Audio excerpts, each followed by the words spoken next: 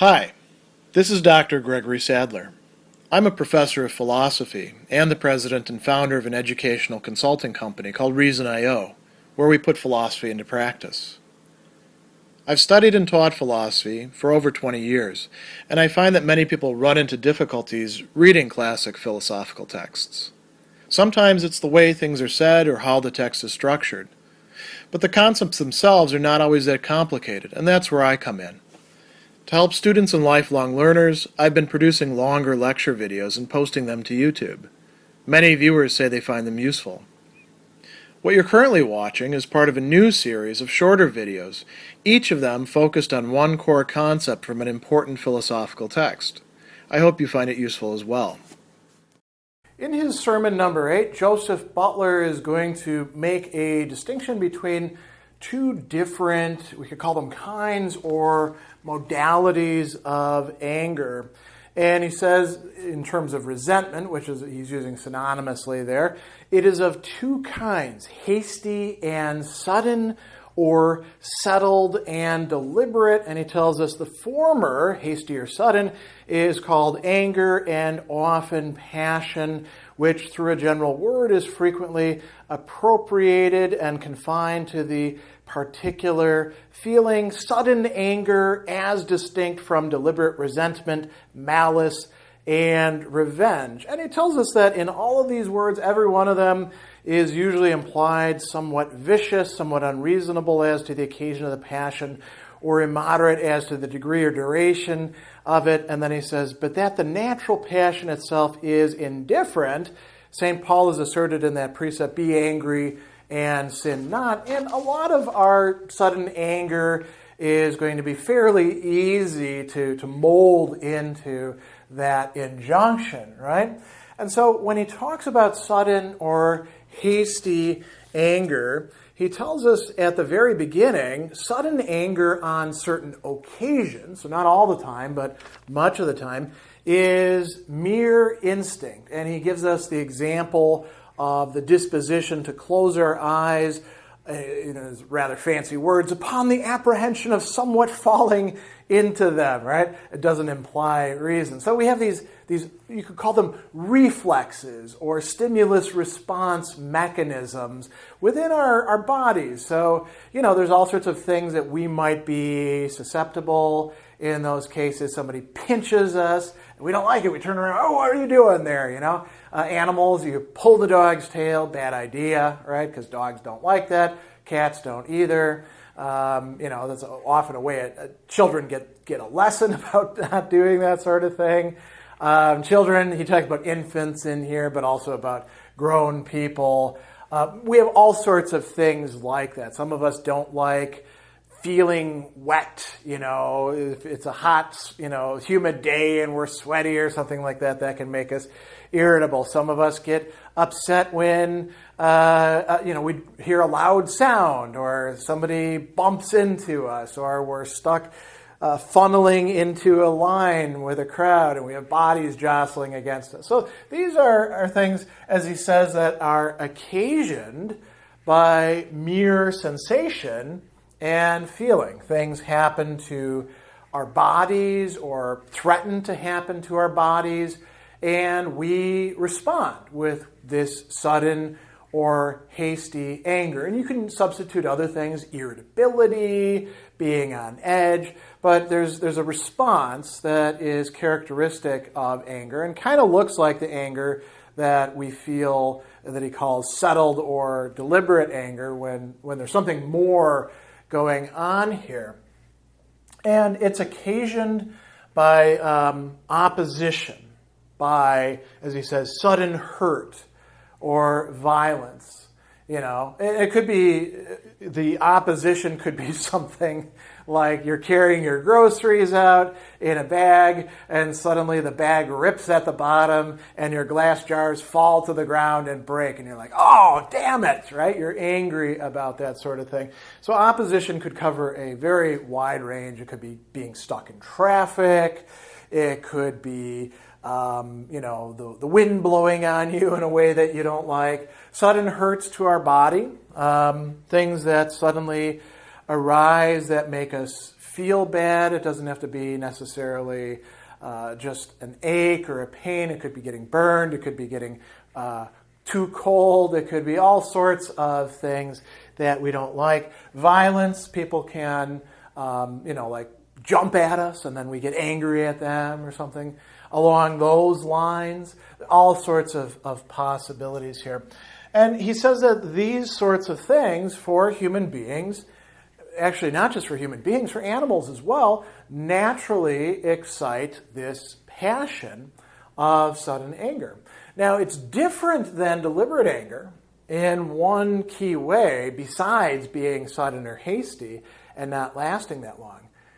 As he says, it doesn't involve the thought of demerit or fault when it's a mere instinct thing, right? So we're just responding. We're not attributing bad motives to the other person. We're not saying that they're a bad person. We're not projecting those sorts of things out there. And this is very interesting because this means that, at least in some cases of anger, at least according to Joseph Butler, we don't have to have something that is often viewed as a component of anger, which is a bad motivation on the part of the other person, doing something to us that we don't deserve, right? And doing it perhaps deliberately. So, he says that this momentary anger is frequently raised, not only without any real, but without any apparent reason, that is, without any appearance of injury, as distinct from hurt or pain. And he says, I cannot, I suppose, be thought that this passion in infants, in the lower species of animals, and which is often seen in men towards them, right? So this often does happen. Sometimes, however, it does involve reason. Here, the distinction between deliberate anger or settled anger and hasty or sudden anger would not be that one doesn't have injury or the attribution of injury and the other does. It would really just be about the duration, right? We get angry quickly, but we don't remain angry all that long. And so, sometimes reason, as he tells us, suggests to us that the other person is, in fact, injuring us or showing us contempt, in which case we can get angry at them. We might think about Aristotle's example in the rhetoric of forgetting somebody's name. Now, if somebody forgets your name at, say, a social occasion, and you get angry with them and you're going to wait for your revenge later on, that's not sudden anger, right? That is deliberate or settled anger. But if they forget your name and you actually have to tell it to them and you're momentarily put out by that, upset by it, well, that's sudden anger. It's going to disappear fairly quickly. Now, Butler thinks that all anger actually has some sort of purpose or function, and that's why we have it as a capacity within ourselves. So what is the purpose, as he says, of the liability to this passion? Liability means our susceptibility, our vulnerability to this passion. Why is it that we and other animals are made in such a way as to have this being able to be, irritable, being able to respond in an angry way? What good does it actually do? So he says, well, that the person might be better qualified to prevent, and likewise, or perhaps chiefly, to resist and defeat. So there's three different things there: prevent, resist, defeat. What? Sudden force, violence, and opposition. The very same things that occasion it, right? So things push at us. They might hurt us. They might do things that are not good for us, and we push back, sort of instinctively, right? That is this anger response, and it's there as a part of our nature in order to do that, right? I mean, we have other parts of our nature. We could talk about, when we're faced with a threat, we can fight or take flight. Sometimes we also freeze. The fight response, that's the anger. The flight response, that's perhaps fear or something like that. And so he tells us that it stands in our nature for the purpose of self-defense. That is the actual term that he uses there. A little bit later, he's going to say that sudden anger is raised by and was chiefly intended to prevent or remedy mere harm distinct from injury, but it can also be raised by injury as well, right? So it helps us to defend ourselves. And he suggests that in some parts of the world where there is not a settled government, an uncultivated part of the world, this may be, in fact, very important to have. Like if you're in nature by itself, you need to be able to respond to threats in your environment. And if you're in with a bunch of other people who are otherwise going to maybe take advantage of you or do things that you don't like, you have to be able to push back against them. So this is quite important. But he says it's not for the administration of justice. That is not the point of it. Now, a little bit later, he's going to say that this could accidentally, and we'll talk about that word, what it means and its scope, serve to prevent or remedy harm or injury, right? So it's only helping us out.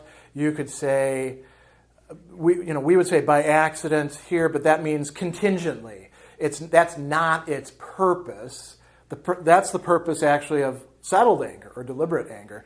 But this can help out with that. If somebody is bumping into us because they're a jerk and they want to abuse us or bully us into a one down position versus them, right? Getting angry at them and pushing back, that could actually prevent or remedy the harm or injury. But that is not the fundamental purpose of this sudden or hasty anger, which is just there, as he says, for self-defense, the defense of us as the people that we are, without worrying about moral motivations or issues of justice.